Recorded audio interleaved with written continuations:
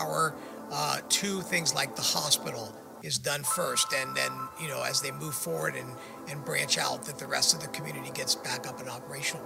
Right now there's a big effort on doing gas leak detection, so they've got a lot of sniffer vehicles out there and other kinds of equipment to ensure that the gas mains or the gas lines get fixed. That's going to always be an issue after an earthquake, and that could take a few days to be able to address that.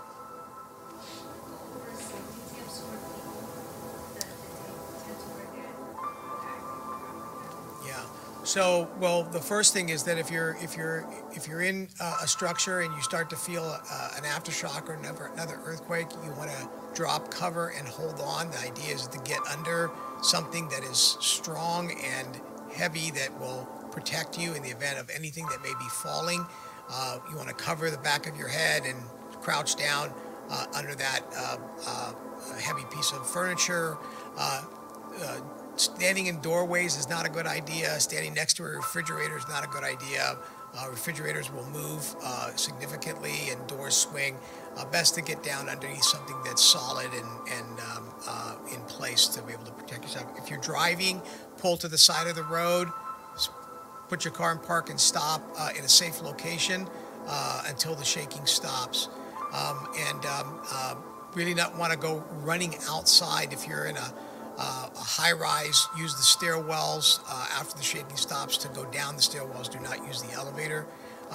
Be cognizant of things like glass that may be on the ground or falling glass above you if you do go outdoors. Important to have an emergency kit and some supplies. If you have not gotten those yet, go to one of the stores that's open and get some water and supplies in the event that there is an aftershock. The potential is talking with California Geologic Survey and the United States Geologic Survey, the seismologist. There will be a significant number of aftershocks, but there is a 5% chance that you could get another earthquake as large as this earthquake last night. So we want to make sure that people over the next 24 to 48 hours are prepared and cognizant of what to do should more earthquakes occur. Any other questions? Okay, great. We'll do a follow-up press conference as announced, possibly later tonight or.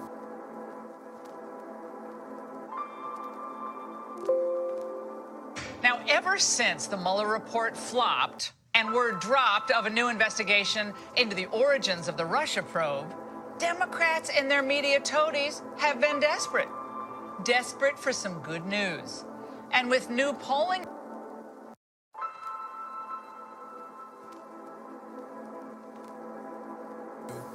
should more earthquakes occur. Any other questions? Okay, great. We'll do a follow-up press conference as announced, possibly later tonight or.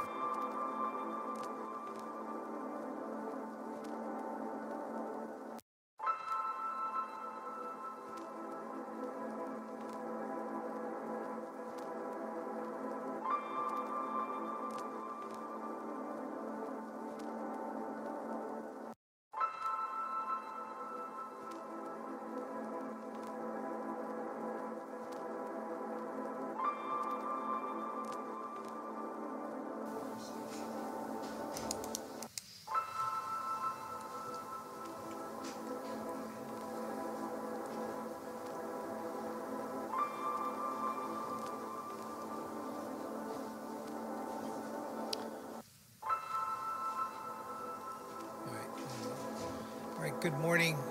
Thanks for being here. Mark Ghilarducci, Director of Governor Newsom's Office of Emergency Services. Here at the State Operations Center, we're in the second operational period following the 7.1 magnitude earthquake that struck up in the Ridgecrest area. Let me start off by really conveying our continued thoughts and with all the folks that have been impacted by this and the communities. They have had a week-long series of earthquakes and earthquake swarm, and then of course they had the large 4 and now the 7.1, and they have been through a lot, both in Ridgecrest in Kern County and in Trona in San Bernardino County. And so that whole area there, we are continuing to keep them in our thoughts and prayers and working very, very diligently to support all of their efforts.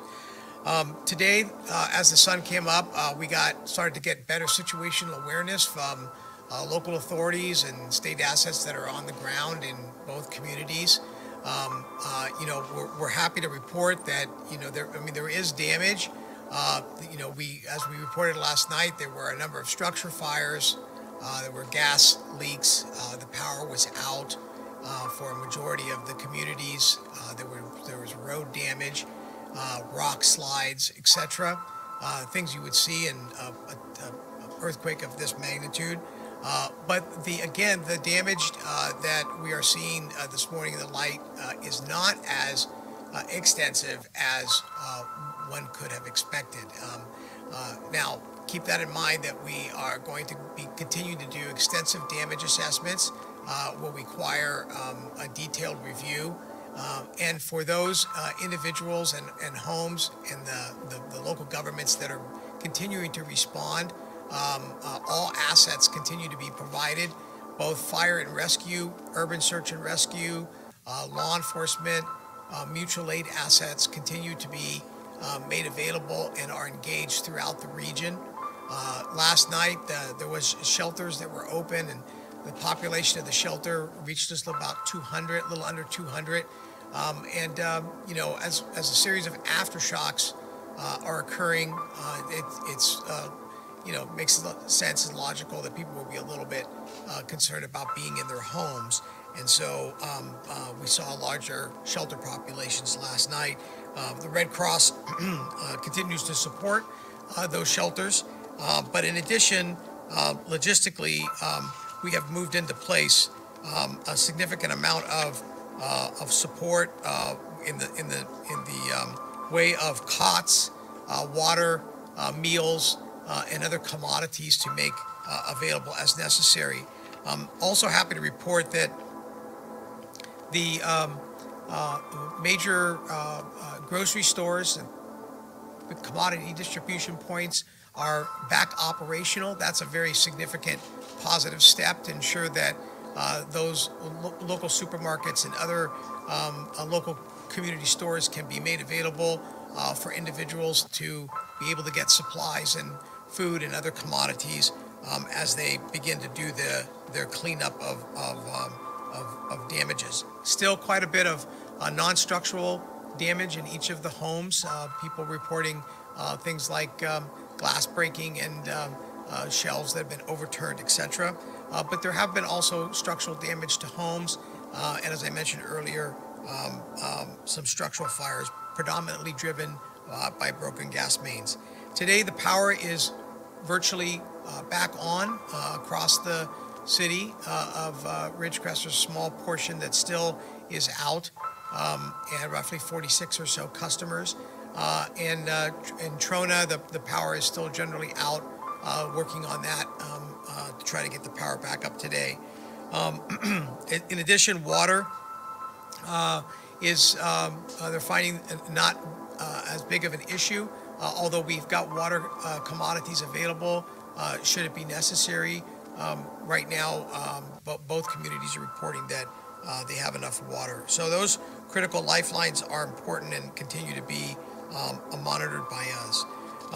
The state will, of course, as you know, yesterday, Governor Newsom did request from the White House a presidential emergency declaration. The emergency declaration is a declaration for immediate direct federal assistance. That allows us to turn to our federal partners and get life-saving assets. With us today is Bob Fenton, the regional administrator from FEMA. FEMA is already engaged here with us at the State Operations Center as a result of the quick request by Governor Newsom. FEMA has been providing already support for us on the ground. We're also deploying today damage assessment teams and structural engineers in support of Kern County. and San Bernardino County, and that's really to go in and start looking at a little bit more granular review of the damage that has occurred. That helps us to build what are we looking at like in total losses, destroyed, damaged, major, minor, to be able to put that information together to make the request for a major disaster declaration. At this point, the State Operations Center is in level 1 full operation, will remain this way until further notice. The governor has approved all assets of the state to be made available. He updated the state of emergency last night to include San Bernardino and to reflect the new damages associated with the 7.1 that occurred last night.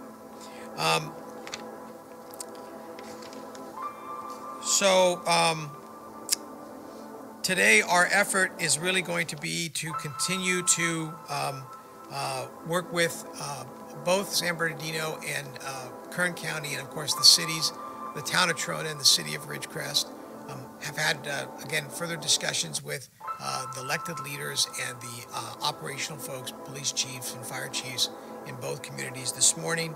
That link is that communication link is working very well. Communications overall from cell capability and other communications modalities are working well, and that's also positive. And you'll hear a little bit in a minute that while we've had a significant amount of impact to our roads last night, throughout the night, Caltrans did an unbelievable job in working to get roads patched and fixed and rock slides cleared. While we're, of course, responding to this, we are monitoring the weather conditions. It is going to be in the high 90s, low hundreds over the next day or so. There will be some warm, gusty winds from 25 to 35 miles per hour. This is significant because of individuals possibly not wanting to go back in their home. We're going to want to make sure that there'll be enough cooling centers and other kinds of things like water and shade to make sure that we don't have secondary issues. We're also monitoring fire weather activity throughout that part of the state and other parts of the state with regards to potential for wildfire, and Chief Porter from CAL FIRE will mention that in a few minutes. So with that, I'm going to now turn it over to the Commissioner of the California Highway Patrol, Commissioner Warren Stanley, or talk about CHP's support.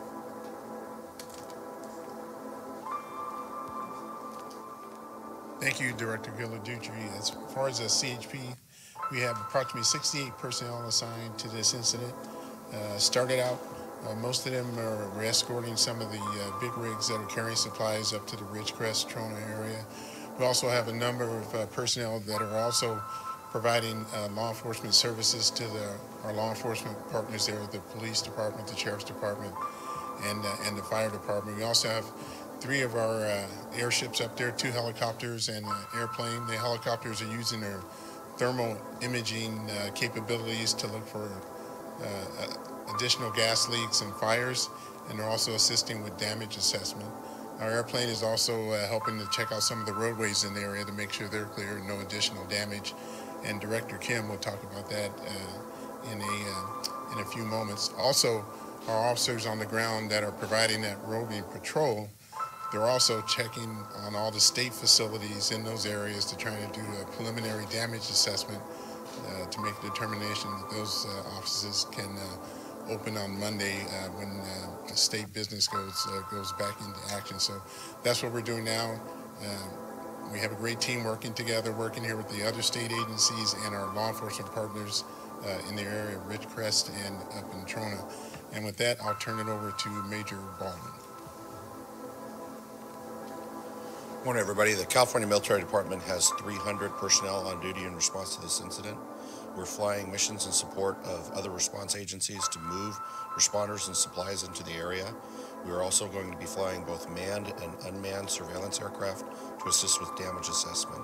We've moved 200 personnel in the vicinity of the incident to be ready to respond to requests for support from law enforcement or any other agency. And the rest of the California National Guard and California State Guard are ready in the event that additional military capability is required.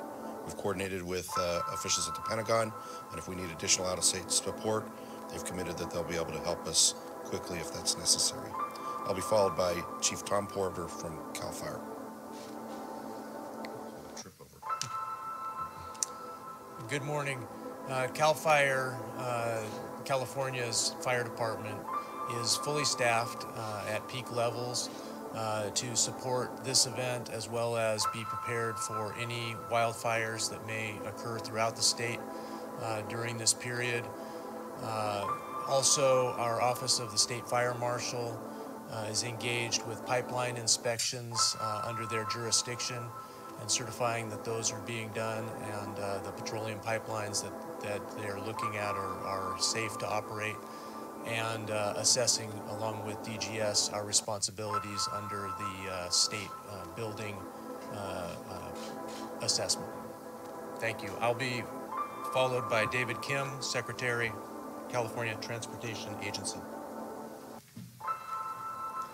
Good morning. There is good news to report on the status of roadways impacted by last night's event. All repairs have been made. All roads are now open. As the director indicated at the outset, in particular, State Route 178 sustained significant damage last night. Caltrans crews worked overnight to repair that damage. They also cleared all rock slides on State Route 178, State Route 127, and State Route 190. Also, all state bridges have been fully inspected and cleared for safety. And finally, Caltrans staff is in touch with local officials to provide any assistance for any needed inspections. And with that, I'd like to turn it over to Marco Meach, Deputy Secretary, Health and Human Services. Thank you. Good morning. We have fully activated across our agency, and that includes the Emergency Medical Services Authority, the California Department of Public Health, and the California Department of Social Services. Secretary Galley is in communication with the local hospital, and we are not tracking any unmet needs at the time. We're also looking and are in contact with all the medical, health, and community care facilities in the region, and are not tracking any unmet need. As Director Ghilarducci noted, we do have a shelter that is active in that area, and we're not tracking any unmet need at that shelter either. Thank you. Good morning, I'm Bob Fenton. I'm the FEMA Region 9 Regional Administrator. We've been coordinating closely with the State of California Office of Emergency Services since July 4th and the first earthquake. Following the event last night, we went ahead and deployed all the key federal agencies and departments up here to work with OES and state agencies to make sure that if there's any resource that the state needs to aid those impacted, that it's available and ready. We've gone ahead and pre-positioned some resources and will continue to coordinate with the state. As Mark had talked about, the next step is actually doing preliminary damage assessments to see if what other federal authorities may be brought to bear to help those in the recovery of this event. That concludes my briefing. Thank you.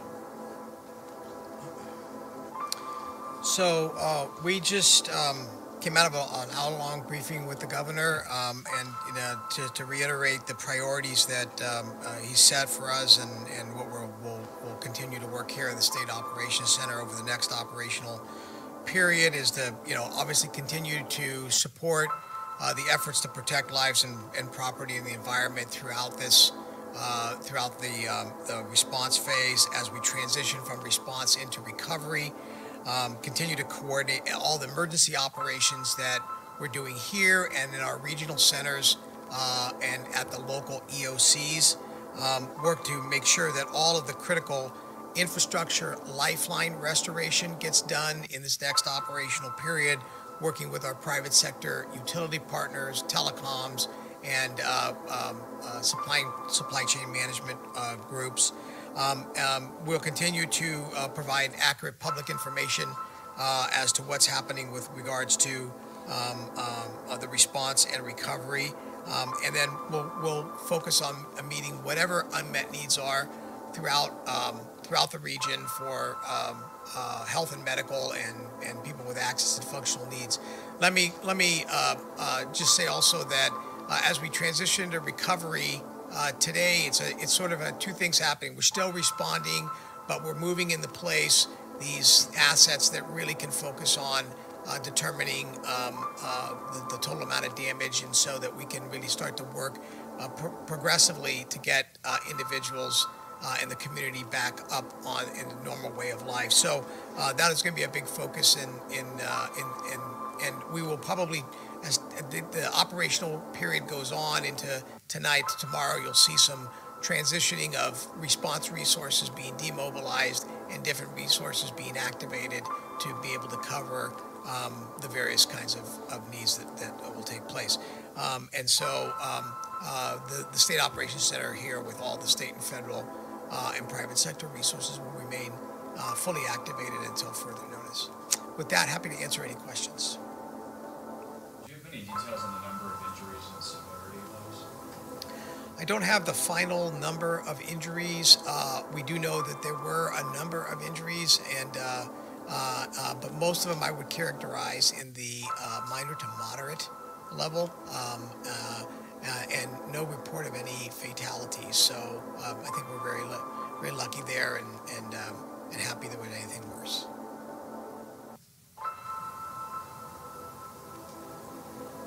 Can you talk about the conversations you've been having with private utilities, especially as it pertains to gas lines, and then you have this added concern with wildfire potential? Well, you know, we've been working very closely with the utilities over the course of the last few months in the effort of preparing communities as a result of public safety power shutoffs, and so that's helped to build that coalition in the effort of making sure that communities are as prepared as possible. We generally have, though, here embedded in the State Operations Center, the California Utility Emergency Association. It is an association that represents all of the power, water, wastewater utility providers and telecommunications. They're embedded here, and they have been working very, very diligently, ensuring that that the priority to get power to things like the hospital is done first, and then, you know, as they move forward and branch out, that the rest of the community gets back up and operational. Right now, there's a big effort on doing gas leak detection, so they've got a lot of sniffer vehicles out there and other kinds of equipment to ensure that the gas mains or the gas lines get fixed. That's going to always be an issue after an earthquake, and that could take a few days to be able to address that.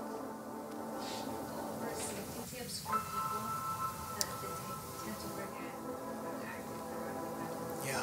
So, well, the first thing is that if you're in a structure and you start to feel an aftershock or another earthquake, you want to drop, cover, and hold on. The idea is to get under something that is strong and heavy that will protect you in the event of anything that may be falling.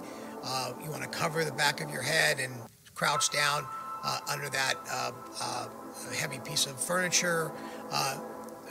Standing in doorways is not a good idea. Standing next to a refrigerator is not a good idea. Refrigerators will move significantly and doors swing. Best to get down underneath something that's solid and in place to be able to protect yourself. If you're driving, pull to the side of the road. Put your car in park and stop in a safe location until the shaking stops. Really not want to go running outside. If you're in a high rise, use the stairwells after the shaking stops to go down the stairwells. Do not use the elevator. Be cognizant of things like glass that may be on the ground or falling glass above you if you do go outdoors. Important to have an emergency kit and some supplies. If you have not gotten those yet, go to one of the stores that's open and get some water and supplies in the event that there is an aftershock. The potential is, talking with California Geologic Survey and the United States Geologic Survey, the seismologist, there will be a significant number of aftershocks, but there is a 5% chance that you could get another earthquake as large as this earthquake last night. So we want to make sure that people over the next 24 to 48 hours are prepared and cognizant of what to do should more earthquakes occur. Any other questions? Okay, great. We'll do a follow-up press conference as announced, possibly later tonight or.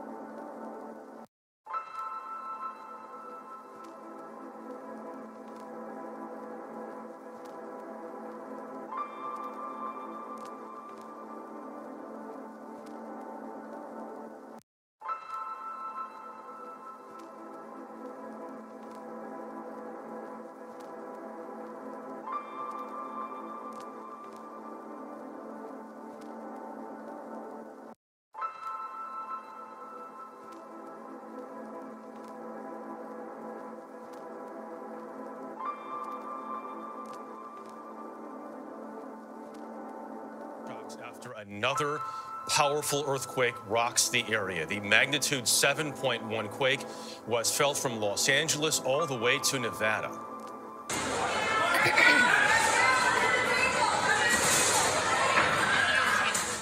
The latest earthquake happened just after 8 p.m. local time, caused ceiling lights to sway at this casino in California, about 90 miles east of Los Angeles.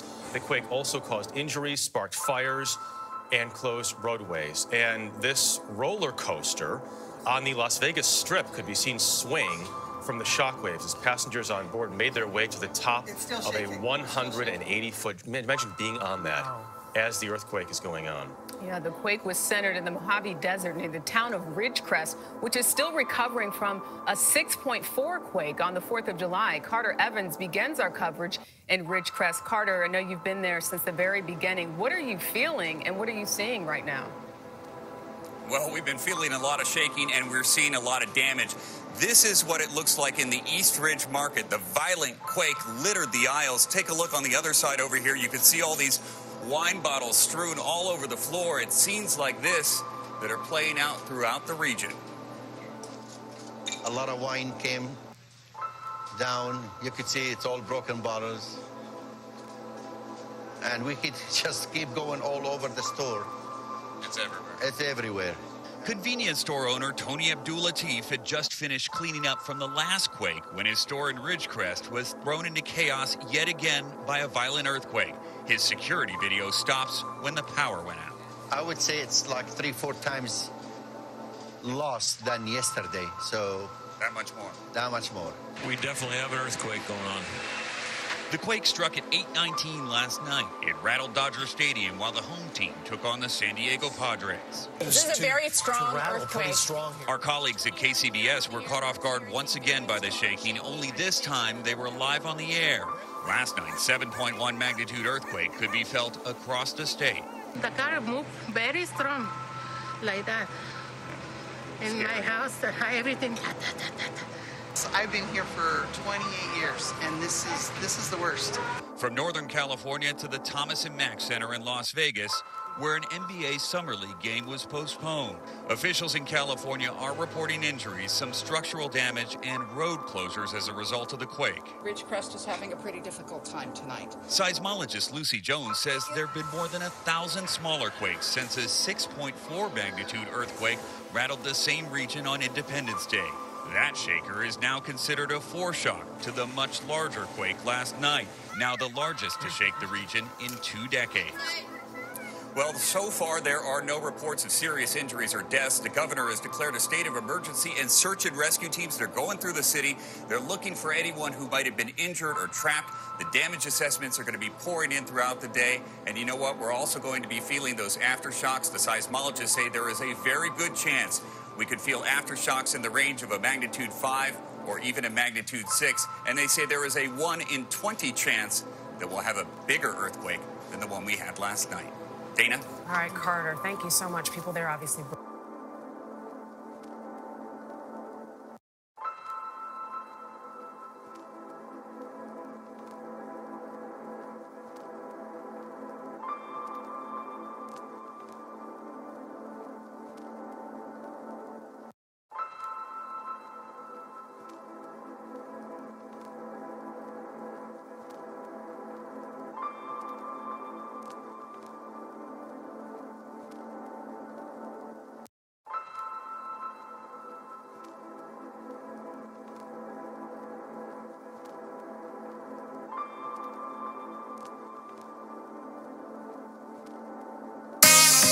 Time is here now, so come with me. Hey,